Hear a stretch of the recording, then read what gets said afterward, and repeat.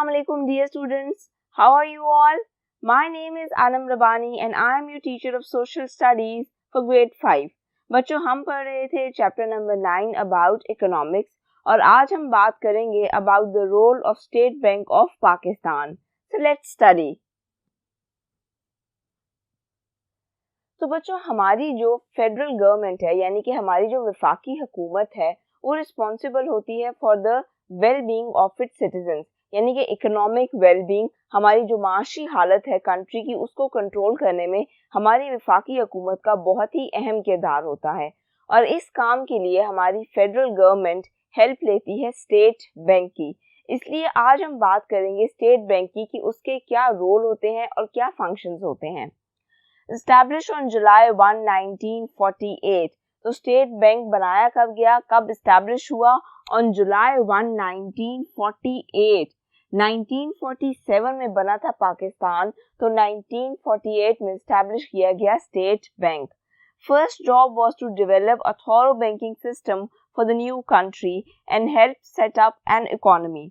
अब क्योंकि पाकिस्तान को बने सिर्फ एक ही साल गुजरा था, तो स्टेट बैंक का क्या रोल था? उसकी पहली जॉब ये थी to develop a thorough banking system, कि पाकिस्तान के अंदर एक अच्छा प्रॉपर बैंकिंग सिस्टम एस्टैब्लिश किया जाए for the new country and help set up an economy, और एक इकोनॉमी सेटअप की जाए. क्योंकि जब पाकिस्तान नया नया बना था तो उस वक्त हमारे हालात कुछ खास अच्छे नहीं थे. ना ही ज़्यादा इंडस्ट्रीज थी, ना ही ज़्यादा फैक्ट्रीज थी, ना ही ज़्यादा ऑफिसेज थे. इसीलिए उस वक्त हमें इस्टेब्लिश होने के लिए एक अच्छी इकोनॉमी और एक अच्छा सिस्टम चाहिए था. हमारा जो स्टेट बैंक है उसका हेड ऑफिस है कराची में और उसके जो सब ऑफिसेज हैं यानी कि छोटी ब्रांचेस जो हैं वो मुख्तलिफ सिटीज़ में मौजूद हैं. Talking about the main functions of State bank यानी कि कुछ मेजर फंक्शंस जो स्टेट बैंक के हैं, अब हम उन पे बात करेंगे. पहला function, controls the supply of money in the country, यानी कि पूरी कंट्री को जो मनी सप्लाई की जाती है, सारे बैंक्स को जो मनी सप्लाई की जाती है वो पहुंचाता है हमारा स्टेट बैंक. आपके जितने भी मनी ट्रांसफर्स होते हैं यानी कि जो मनी आपकी मार्केट में सर्कुलेट करती है, बेसिकली वो शुरू होती है आपके बैंक्स से, और बैंक्स को कौन प्रोवाइड करता है? State Bank. Second, has the authority to issue currency notes. इसके अलावा आपके जो नोट्स होते हैं, आपके हाथ में जो पैसे होते हैं, 5,000 का नोट हो गया, 1,000 का हो गया, 20 रुपए का हो गया, 50 रुपए का हो गया या 100 रुपए का हो गया, आपके ये जितने भी नोट्स हैं ये सारे कौन इशू करता है, यानी कि ये मार्केट में कौन लेकर आता है? तो ये इशू किए जाते हैं by the state Bank of Pakistan. इसका थर्ड फंक्शन है मैनेजेस फॉरेन एक्सचेंज. इसके अलावा दूसरे मुल्कों से आपकी कंट्री में जो पैसे आते हैं और जो पैसे जाते हैं, ये सारी चीजें भी मैनेज करता है आपका स्टेट बैंक. फॉरेन हम कहेंगे जो किसी और कंट्री से बिलोंग करता हो. Fourth function, responsible for transferring government funds at the international level. अब इसके अलावा आपकी गवर्नमेंट के जो फंड्स हैं यानी कि आपकी हुकूमत के अगर कोई फंड्स हैं जो उन्होंने बाहर किसी दूसरी कंट्री को भेजने हैं, तो इसको मैनेज करना भी आपके स्टेट बैंक का फंक्शन है. रिस्पॉन्सिबल फॉर ट्रांसफरिंग, ट्रांसफर करना होता है एक जगह से दूसरी जगह भेजना. So responsible for transferring government funds at the international level यानी कि बैनुल अक़वामी लेवल पे.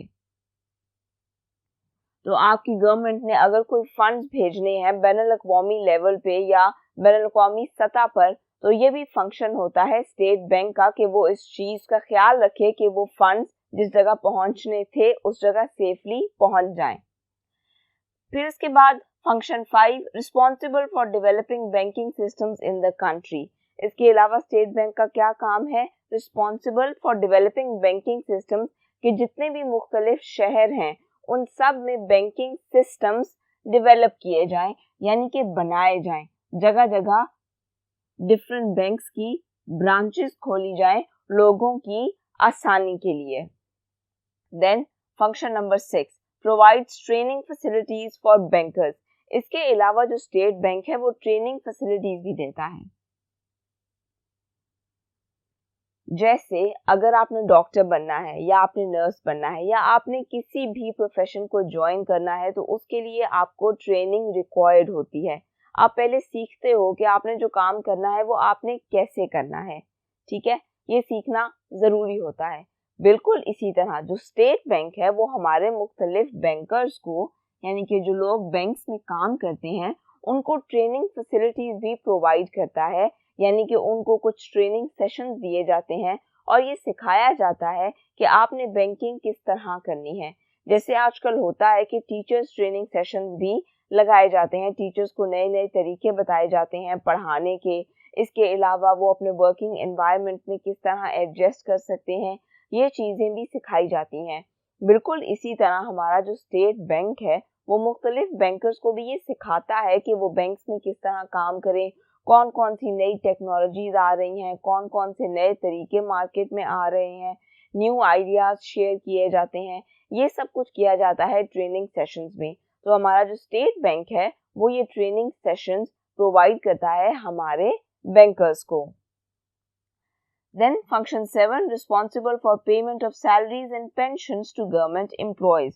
तो बच्चों आपको ये तो पता ही होगा कि हमारे जो सरकारी मुलाजमीन होते हैं, यानी कि हमारे जो गवर्नमेंट एम्प्लॉयज़ होती हैं, उनकी सैलरीज होती हैं and when they get retire तो उनको पेंशन्स दी जाती हैं, स्पेसिफिक अमाउंट ऑफ मनी दी जाती है जो उनको हमेशा मिलती रहती है। ये किसकी रिस्पॉन्सिबिलिटी है? ये रिस्पॉन्सिबिलिटी होती है हमारे स्टेट बैंक की, सैलरीज और पेंशन्स को मैनेज करना टू गवर्नमेंट एम्प्लॉयज। आपने ये याद रखना है कि हमारे government employees are different from our private employees, यानी कि प्राइवेट फर्म्स के लिए जो लोग काम करते हैं वो डिफरेंट है और गवर्नमेंट एम्प्लॉयज डिफरेंट होते हैं। हमारी प्राइवेट जो फर्म्स हैं वो डिफरेंट तरीके से काम करती हैं, उनके एम्प्लॉयज को डिफरेंट तरीके से मैनेज किया जाता है, और हमारे जो गवर्नमेंट इंस्टीट्यूशंस हैं उनमें लोगों को पेंशन भी दी जाती हैं, वो अपने तरीके से चलते हैं। तो State Bank is responsible for the salaries and pensions of government employees. Then function number 8 provides loans to commercial banks in times of need. अब जैसे इंडिविजुअल्स हो गए, यानी कि अगर मुझे लोन चाहिए तो मैं किसी बैंक से लोन ले सकती हूँ, मैं बाद में वो लोन वापस कर दूंगी। बिल्कुल इसी तरह कभी कभी ऐसे भी होता है कि डिफरेंट बैंक्स को पैसों की ज़रूरत होती है, तो अगर उन्हें लोन चाहिए तो वो किससे लेंगे? अगर उन्हें लोन चाहिए तो वो उसके लिए जाएंगे स्टेट बैंक के पास और स्टेट बैंक उन्हें लोन दे देगा जो कि वो बैंक लेटर ऑन वापस कर सकता है।